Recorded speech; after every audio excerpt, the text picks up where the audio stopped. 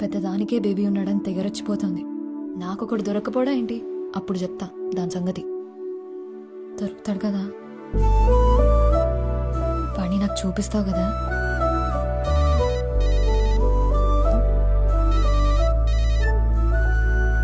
Hello, ఏంటండి కొలతలు సరిపోయా?